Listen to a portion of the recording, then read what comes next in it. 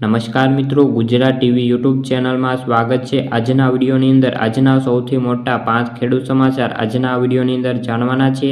તે પહેલાં ચેનલ ઉપર જે મિત્રો નવા આવ્યા હોય તો ચેનલને ખાસ સબસ્ક્રાઈબ કરી દેજો અને વિડીયો પસંદ આવે તો વિડીયોને લાઇક કરી દેજો। સૌપ્રથમ ગુજરાતમાં માવઠાનું સંકટ, ત્યારબાદ નવો મહિનો ગેસ થયું સસ્તું, ત્યારબાદ આજે સોના ચાંદી થયું મોંઘું, ત્યારબાદ જનધન ખાતા ધારકો આપે ધ્યાન, ત્યારબાદ પાક ધિરાણ લોન માફ। આ સંપૂર્ણ સમાચાર આજના આ વિડીયોની અંદર જાણવાના છીએ। હવામાન વિભાગે તારીખ 2 અને 3 ફેબ્રુઆરીએ માવઠાની આગાહી કરી છે।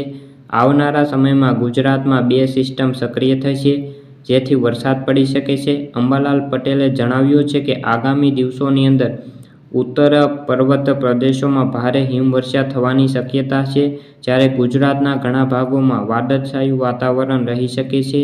ફેબ્રુઆરીના ત્રીજા સપ્તાહમાં અને માર્ચ એપ્રિલમાં હવામાનમાં પલટો આવે તેવી શક્યતાઓ છે। ત્યારબાદના સમાચાર, તારીખ 1 ફેબ્રુઆરી 2025ના રોજ ઓઇલ માર્કેટિંગ કંપનીએ 19 કિલોના કોમર્શિયલ સિલિન્ડરના ભાવમાં 7 રૂપિયાનો ઘટાડો કર્યો છે, જેથી હવે નવી કિંમત 7 રૂપિયા ઘટીને 1797 રૂપિયા કરવામાં આવી છે, જ્યારે ઘરેલું ગેસના ભાવ યથાવત છે। આથી અમદાવાદમાં તેની કિંમત 810 રૂપિયા છે, જે ઓગસ્ટ 2024 મુજબ યથાવત રાખવામાં આવી છે। ત્યારબાદના સમાચાર, આજે 22 કેરેટના 10 ગ્રામ સોનાના ભાવમાં 250 રૂપિયાનો વધારો થયો છે। આ સાથે નવો ભાવ 75,500 રૂપિયા થયો છે, જ્યારે ગઈકાલે તેનો ભાવ 77,250 રૂપિયા હતો। જ્યારે 24 કેરેટના જે સોનાનો 10 ગ્રામના ભાવની વાત કરીએ તો 300 રૂપિયાનો વધારો થયો છે। આ સાથે નવો ભાવ 84,600 રૂપિયા થયો છે। ગઈકાલે તેમનો ભાવ 84,300 રૂપિયા હતો। તેમજ આજે સોના ચાંદીના ભાવમાં 200 રૂપિયાનો વધારો જોવા મળ્યો છે। આ સાથે ચાંદીનો નવો ભાવ 99,500 રૂપિયા આજે થઈ ગયો છે।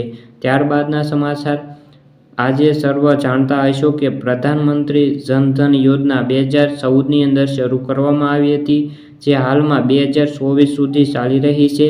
હવે તે પૂર્ણ થવા આવી છે, એટલે કે આ યોજનાઓનું 10 વર્ષ પૂર્ણ થવા જઈ રહ્યા છે। ત્યારે નાણાકીય સચિવે જણાવ્યું છે કે જેટલા પણ જે ખાતા ધારકો છે 10 વર્ષની અંદર જેટલા પણ લોકોએ જનધન ખાતા ખોલાવ્યા છે તેમને KYCની પ્રક્રિયામાંથી પાસ થવાનું રહેશે। જો મિત્રો તમે KYC નહીં કરાવો તો તમારું અકાઉન્ટ બંધ કરી દેવામાં આવશે। ત્યારબાદના સમાચાર, ગુજરાતના દરેક ખેડૂતો માટે પાક ધિરાણ લોન, પાક ધિરાણ વ્યાજને લઈને આવ્યા છે મહત્વના સમાચાર। ખેડૂતોએ લીધેલી લોન નવા જૂની કરવા માટે ખેડૂતો પાસેથી કેશ પેમેન્ટ માંગવાની બદલે હવે ડાયરેક્ટ બેંકમાંથી ઓટો રિવ્યૂ કરવામાં આવે તેવી ખેડૂતો દ્વારા માંગણી કરવામાં આવી છે।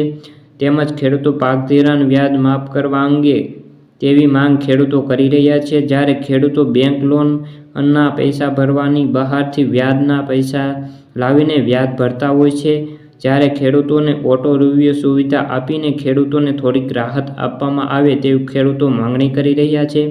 જ્યારે મિત્રો હાલમાં જે બજેટ સત્ર ચાલી રહ્યું છે, આ બજેટમાં ખેડૂતોને આશા છે કે પાક ધિરાણ માફ કરવામાં આવશે। તો મિત્રો આ હતા આજના સૌથી મોટા 5 ખેડૂત સમાચાર। જો તમને વિડીયો ગમ્યો હોય તો વિડીયોને લાઇક અને સબસ્ક્રાઈબ કરી લેજો। ફરી મળીશું બીજા વિડીયો સાથે, ત્યાં સુધી જય જવાન જય કિસાન।